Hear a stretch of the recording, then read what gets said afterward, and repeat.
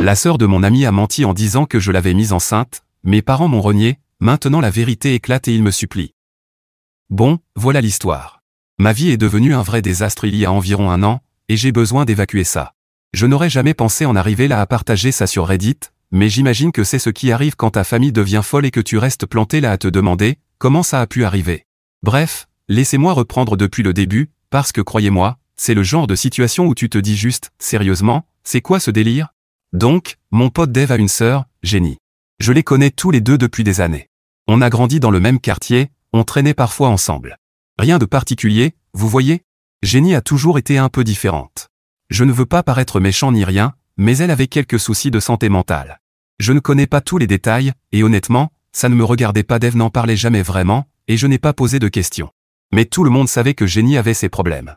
Bref, il y a environ 1 an, sans prévenir, Jenny me contacte et me dit qu'elle est enceinte. Ok, cool, sauf pour un petit détail. Elle m'annonce que je suis le père. Et là, je vous jure, mon cerveau a juste bugué. J'étais comme, attends, quoi? Soyons clairs, je n'ai jamais même serré Jenny dans mes bras, encore moins été intime avec elle, pas une seule fois. Alors qu'elle vienne avec cette accusation dingue, je n'arrivais même pas à le digérer. Je lui ai dit direct, Jenny, je ne sais pas de quoi tu parles, mais il est impossible que je sois le père. On n'a jamais eu ce genre de relation. Et elle répétait encore et encore, comme si j'allais soudainement me rappeler d'une nuit qui n'a jamais existé. C'était bizarre, pour dire le moins.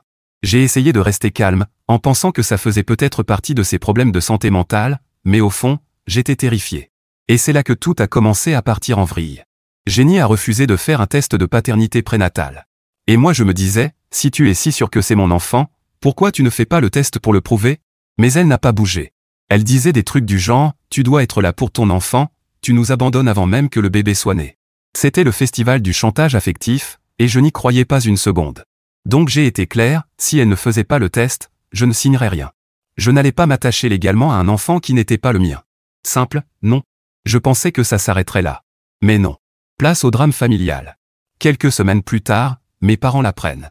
Alors, j'aime mes parents, mais ils ont tout un délire de valeurs traditionnelles. Et dès qu'ils entendent parler de cette histoire, ils pètent un câble. Mais genre complètement. Ils m'insultent, disent que je suis un minable et une honte, et moi je suis là, j'essaie de placer un mot, mais ils ne m'écoutent pas. Je leur dis, maman, papa, ce n'est pas mon enfant. Jenny invente des histoires. Mais rien à faire. Une fois qu'ils ont eu cette idée en tête, c'était foutu. Pour eux, j'étais responsable de ce bébé. Point final. On a eu des disputes violentes après ça. Des choses ont été dites que je ne pourrais sans doute jamais rattraper. Et franchement, je suis encore en colère.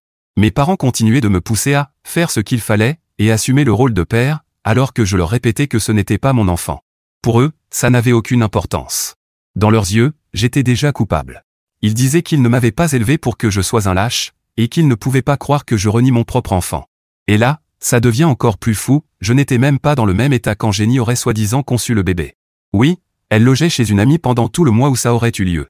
J'ai montré ça à mes parents, et ils m'ont répondu, tout le monde fait des erreurs. Sérieusement? Ce n'était pas une erreur, c'était une accusation qui pouvait ruiner ma vie. Avance rapide, 6 mois de grossesse. À ce moment-là, toute la famille s'était retournée contre moi. Chaque repas de famille, chaque appel, chaque texto, toujours la même rengaine, que je devais assumer ce bébé. Je devenais dingue. C'était comme un cauchemar. Et quoi que je dise, personne ne me croyait. Mes amis, heureusement, étaient en grande partie de mon côté.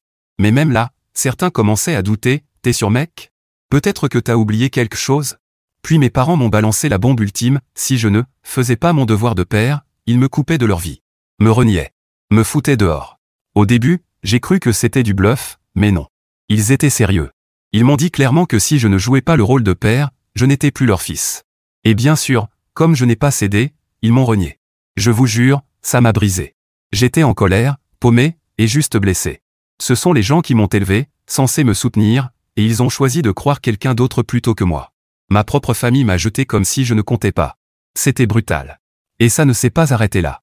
Quand le bébé est né, ma mère était à l'hôpital, jouant la grand-mère fière. Je ne l'ai appris que plus tard. Jenny refusait toujours de faire un test de paternité, donc j'ai dû passer par la justice pour l'imposer. Quand les résultats sont arrivés, devinez quoi? Pas mon enfant. 0% de chance que je sois le père. Et quand j'ai eu ce papier en main, j'ai ressenti à la fois un soulagement énorme et une colère noire. J'ai envoyé les résultats à mes parents en me disant, enfin, ils vont voir la vérité. Ils vont admettre qu'ils avaient tort et tout redeviendra normal. Mais non.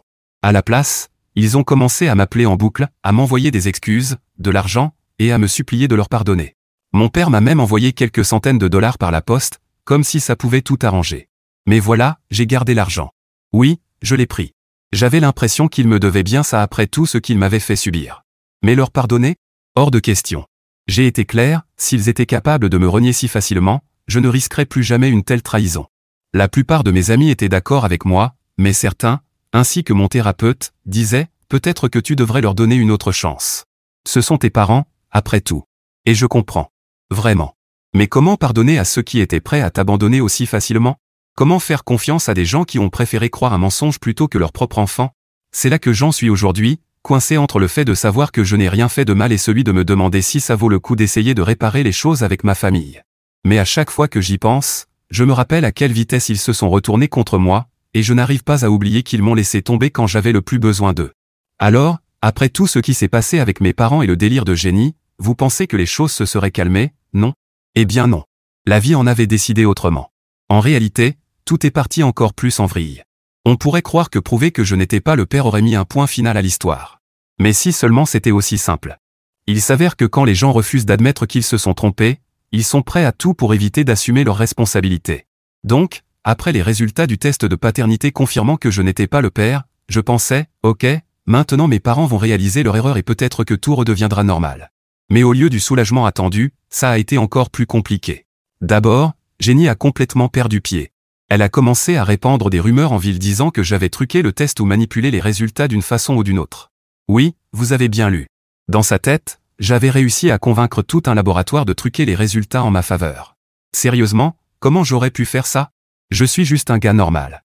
Je ne suis pas un génie capable de manipuler des tests ADN. Mais Jenny n'entendait rien. Elle était déterminée à faire de moi le méchant de son histoire. Elle allait partout raconter que je l'avais abandonné, elle et le bébé, que j'avais trompé tout le monde pour faire croire que je n'étais pas le père. Ça n'avait aucun sens, mais ça n'avait pas d'importance, les gens commençaient à la croire.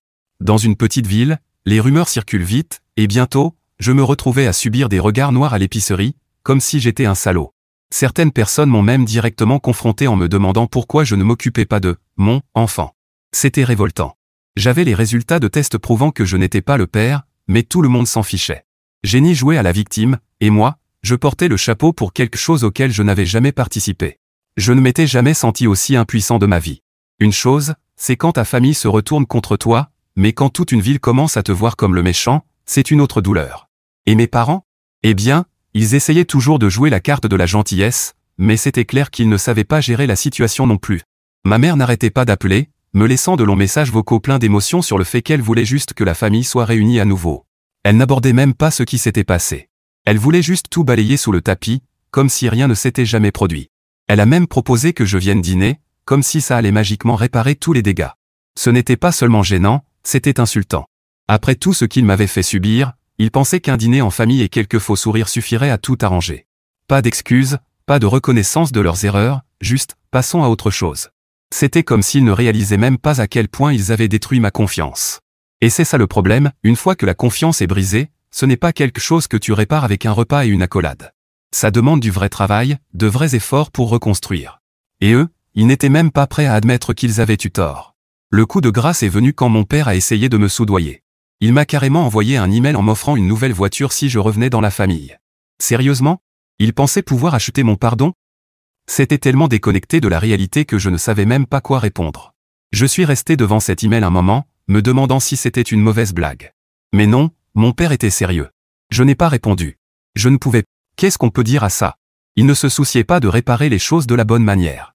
Ils voulaient juste que je revienne dans leur vie parce que c'était pratique pour eux. Et le fait qu'ils aient pensé qu'un peu d'argent réglerait tout, ça m'a fait comprendre à quel point ils ne comprenaient pas vraiment ce qu'ils avaient fait. Mais le pire est arrivé plus tard, quand j'ai découvert que Jenny avait commencé à contacter des gens que je connaissais, essayant de les entraîner dans son drame. Elle a même contacté mon ex-petite amie, Samantha, et a tenté de la convaincre que j'étais une horrible personne qui avait abandonné son enfant. Sam et moi n'avions pas parlé depuis des années, mais tout à coup, je reçois un message d'elle, il faut qu'on parle. Au début, je n'avais aucune idée de ce qu'elle voulait dire, mais quand elle m'a expliqué que Jenny l'avait contactée pour raviver de vieilles histoires, j'ai failli exploser.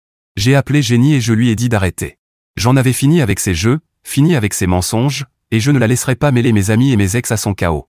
Mais elle a juste rigolé et m'a raccroché au nez. C'était comme parler à un mur. Elle était tellement enfermée dans son monde imaginaire que rien de ce que je pouvais dire ne passait. À ce stade, je pensais sérieusement à engager un avocat. Je ne voulais pas en arriver là, mais avais-je vraiment le choix? Jenny détruisait ma réputation, mes parents encourageaient son comportement, et je me sentais complètement seul. Mes amis les plus proches me soutenaient, bien sûr, mais même n'avaient pas idée de l'ampleur du désastre. Finalement, j'ai dû prendre une décision. Je ne pouvais pas continuer à vivre dans cet état de stress constant, à attendre la prochaine rumeur ou la prochaine accusation délirante. J'ai décidé de couper les ponts complètement, non seulement avec Jenny, mais aussi avec mes parents. Ce n'était pas facile. En fait, c'était horrible. Mais je savais que je ne pouvais plus les laisser me tirer vers le bas. J'ai écrit à mes parents un long email expliquant tout, à quel point je m'étais senti trahi, comment ils m'avaient laissé tomber, et pourquoi je ne pouvais plus leur faire confiance. Je n'ai rien édulcoré. Je leur ai dit clairement que je n'étais pas prêt à leur pardonner, et que je ne savais même pas si je le pourrais un jour. Je leur ai dit que s'ils voulaient une chance d'avoir une relation avec moi dans le futur, ça devait commencer par de vraies excuses et la reconnaissance de leurs actes. Plus question de faire semblant que tout allait bien.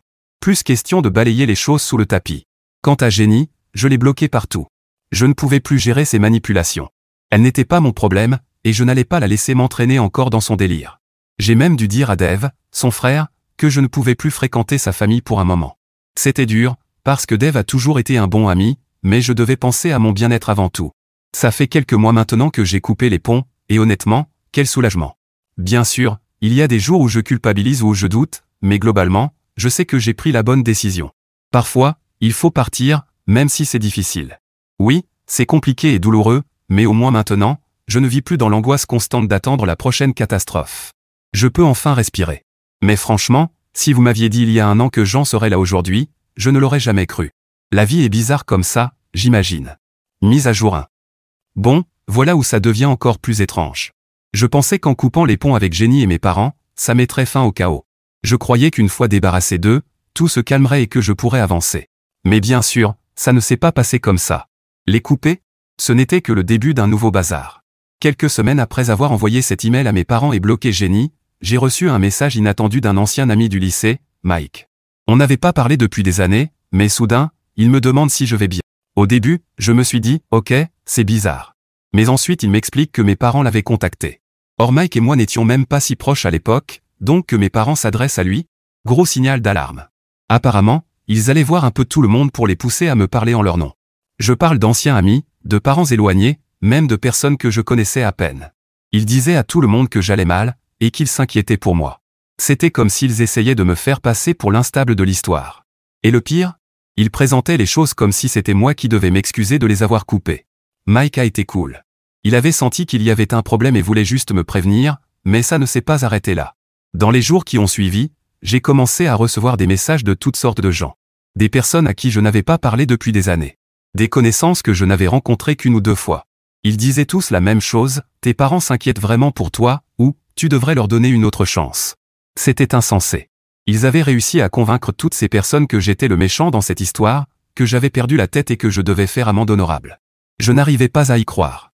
Moi, j'essayais simplement d'avancer dans ma vie, et mes parents, eux, menaient une véritable campagne de relations publiques pour me faire passer pour le méchant. J'avais l'impression de vivre dans une sorte de réalité parallèle où rien n'avait de sens.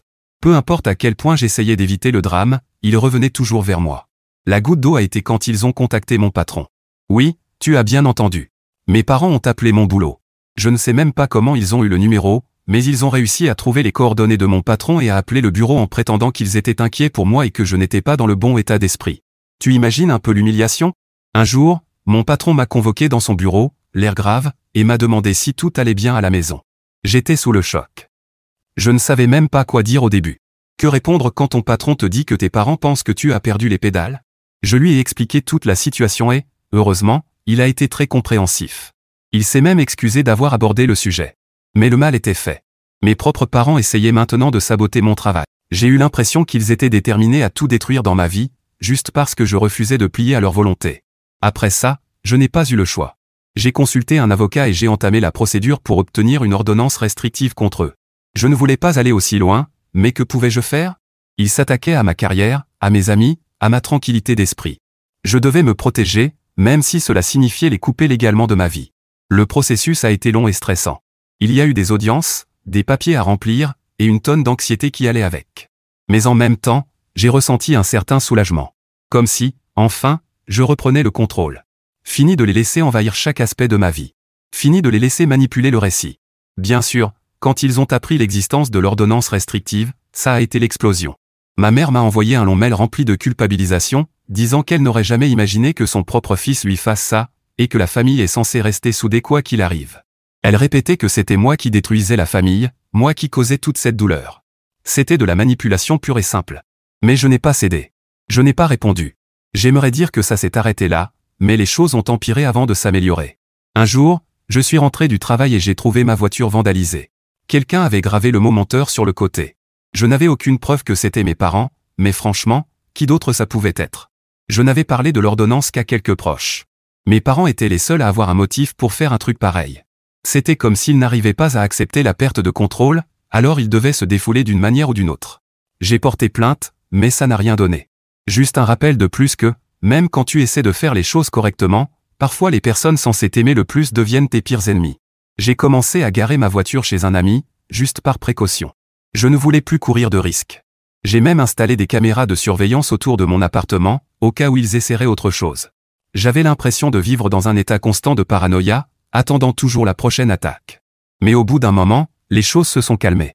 L'ordonnance a été validée, et mes parents avaient officiellement interdiction de me contacter ou d'approcher de mon domicile ou de mon lieu de travail. C'était un énorme poids en moins. Pour la première fois depuis longtemps, je pouvais enfin respirer. Cela fait quelques mois maintenant, et je suis encore en train de ramasser les morceaux. J'ai dû faire beaucoup de nettoyage avec mes amis et collègues, leur expliquer toute la situation et m'assurer qu'ils connaissaient la vérité. La plupart m'ont soutenu, mais certains restaient sceptiques, du style « tu es sûr que tes parents iraient jusque-là ?»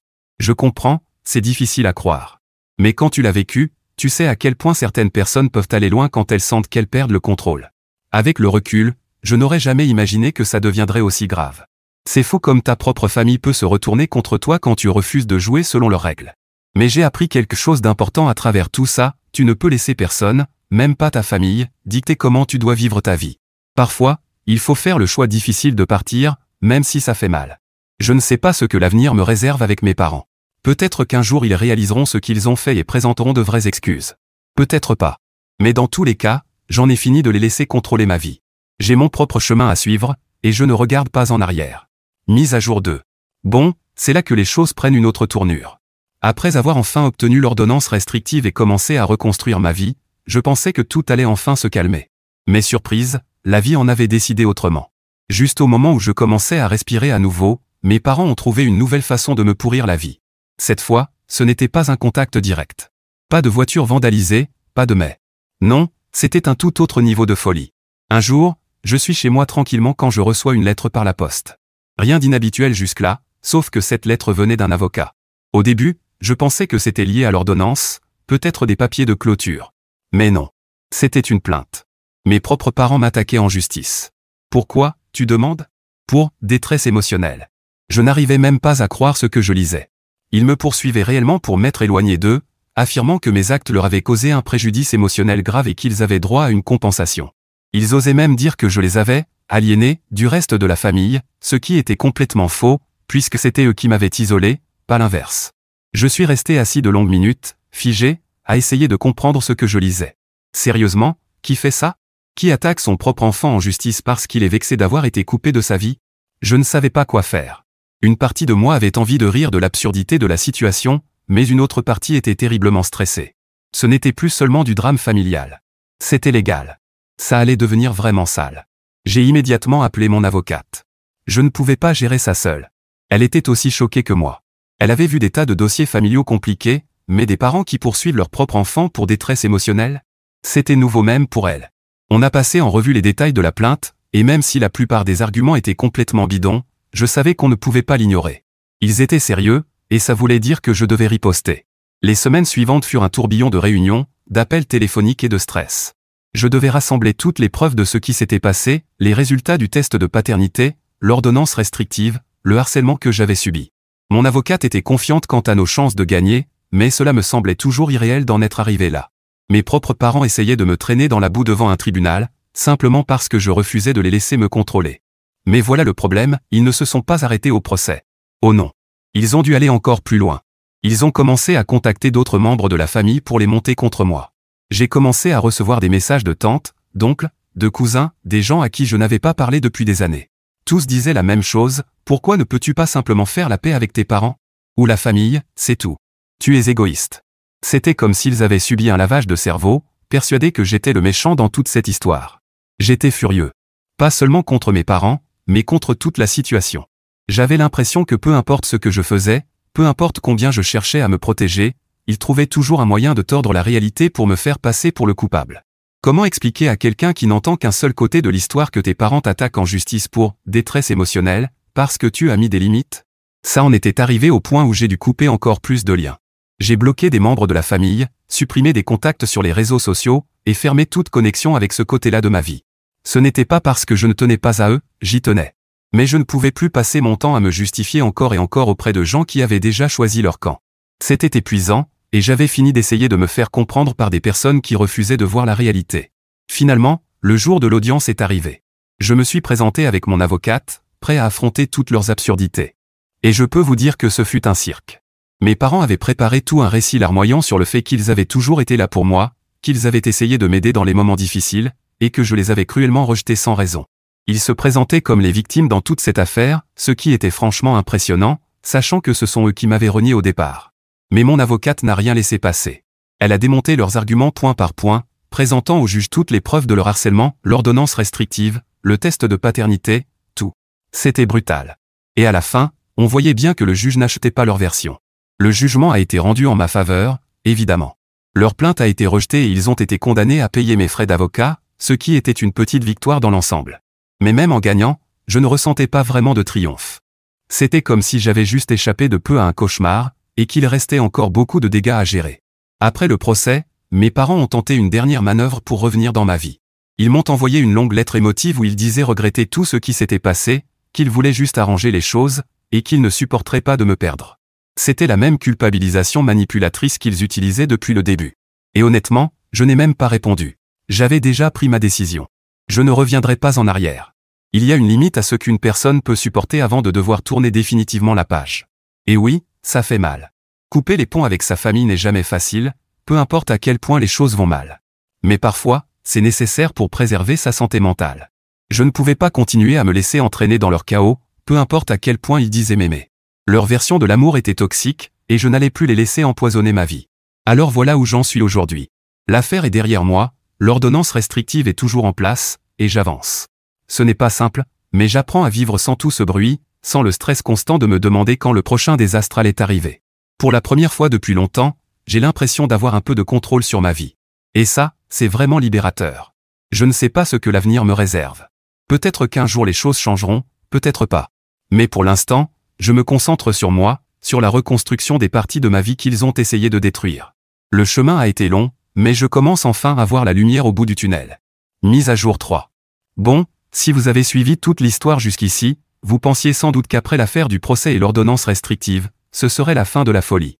Mais non, ma famille a trouvé une dernière façon de me surprendre. Et celle-là, honnêtement, elle m'a laissé sans voix, parce que je ne pensais pas qu'il pouvait tomber aussi bas. Et pourtant, quelques mois après la décision du tribunal en ma faveur, les choses avaient enfin commencé à se calmer. J'avais coupé les ponts avec toutes les personnes qui me causaient du stress. Et pour la première fois depuis une éternité, je pouvais vraiment me concentrer sur la reconstruction de ma vie. Plus de messages aléatoires d'anciens amis, plus de lettres d'avocats. Juste la paix. Ou du moins, c'est ce que je croyais. Un jour, alors que je faisais simplement des courses, je suis tombé sur ma cousine Mélissa. Mélissa et moi n'avions pas beaucoup parlé pendant toute cette histoire. On n'avait jamais été très proches en grandissant, mais on s'était toujours bien entendus. Alors quand je l'ai vue, je me suis dit, pourquoi pas lui dire bonjour? On a fini par discuter un peu, et au début, c'était tout à fait normal. Tu sais, par les boulots, la vie en général, les banalités. Mais soudain, elle me sort, et, tu as entendu ce que tes parents préparent? Je me suis figé. Prépare? Ai-je demandé, avec ce nœud familier dans l'estomac. Mélissa avait l'air un peu mal à l'aise, comme si elle hésitait à me le dire. Mais elle a soupiré et a fini par lâcher, oui, ils organisent une grande réunion de famille le mois prochain. Apparemment, ils racontaient à tout le monde que ce serait l'occasion d'une réconciliation entre eux et moi. Je n'en revenais pas. Ils préparaient sérieusement une espèce de réunion piège pour essayer de me forcer à revenir dans le giron familial. J'ai demandé à Mélissa plus de détails, et il s'est avéré qu'ils invitaient tout le monde, parents éloignés, amis de la famille, des gens que je n'avais pas vus depuis des années. Et le pire? Ils disaient à tout le monde que je serais présent, comme si j'étais complice de tout ça. J'étais furieux. Je n'avais rien accepté, et maintenant ils me mettaient en position de passer pour le méchant si je ne venais pas. C'était une autre manœuvre classique de mes parents, manipuler la situation, me faire passer pour le coupable, et me pousser par la culpabilité à faire ce qu'ils voulaient. J'ai remercié Mélissa de m'avoir prévenu et je lui ai dit clairement que je n'irais pas. Elle a compris, mais je voyais bien qu'elle était partagée, qu'elle croyait un peu au discours de mes parents on veut juste arranger les choses. Ça se lisait sur son visage. Elle voulait que j'y aille, que je fasse la paix. Mais après tout ce qu'ils avaient fait, il n'était pas question que je tombe dans ce piège. Ce soir-là, je suis rentré et j'ai longuement réfléchi à ce que je devais faire. Je savais que je n'irais pas à cette réunion, mais une partie de moi pensait que je devais dire quelque chose. Je ne pouvais pas juste ignorer ça. Alors j'ai décidé d'envoyer un dernier message à mes parents, pour tout mettre au clair une bonne fois pour toutes. Le lendemain matin, je me suis assis et j'ai écrit un email. Ce n'était pas long, mais c'était direct. Je leur ai dit que je savais pour la réunion et que je ne viendrais pas. J'ai précisé que je ne voulais pas faire partie d'une réconciliation forcée, surtout pas devant une foule de gens.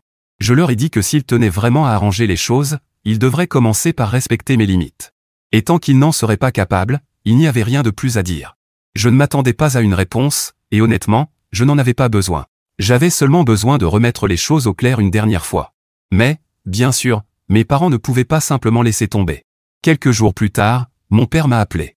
Je n'ai pas décroché, mais il m'a laissé un long message vocal décousu où il disait que j'étais en train de briser la famille, et que cette réunion était censée être un nouveau départ pour nous tous.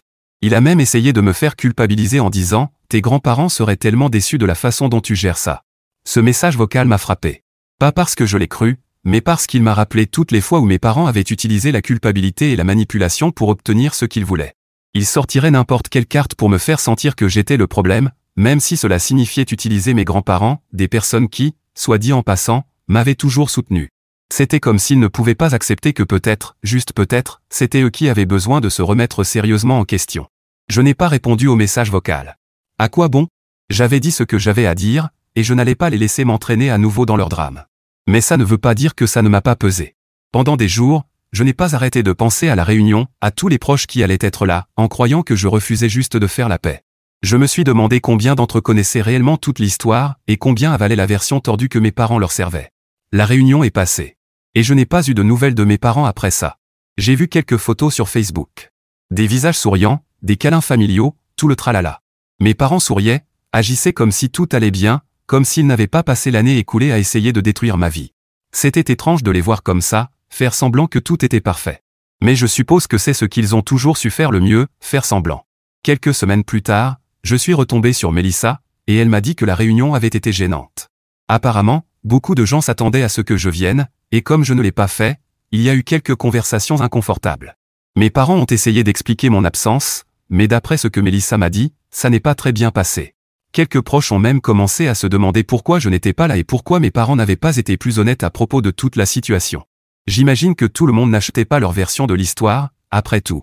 Et voilà, je suppose, où les choses en sont maintenant. J'ai réussi à prendre mes distances avec le drame, mais je sais qu'il est toujours là, tapis sous la surface. Mes parents n'admettront probablement jamais qu'ils avaient tort, et je l'ai accepté. Je ne peux pas les changer. Mais ce que je peux faire, c'est me protéger, continuer à construire ma vie sans leur influence, et me concentrer sur les personnes qui tiennent vraiment à moi. Le chemin a été long, et je ne vais pas mentir, ça fait encore mal parfois. Couper les liens avec sa famille n'est pas facile, et il y a des jours où je me demande si j'ai fait le bon choix. Mais au fond, je sais que je devais le faire. Je devais me choisir moi, ma santé mentale, et mon propre avenir, plutôt que de rester coincé dans le cycle toxique où ils essayaient constamment de m'entraîner. Alors oui, c'est la fin de cette histoire mouvementée. Peut-être qu'un jour les choses changeront, peut-être pas. Mais dans tous les cas, j'en ai fini de laisser ma famille contrôler ma vie. J'ai mon propre chemin à suivre maintenant, et pour la première fois depuis longtemps, je le fais à mes propres conditions.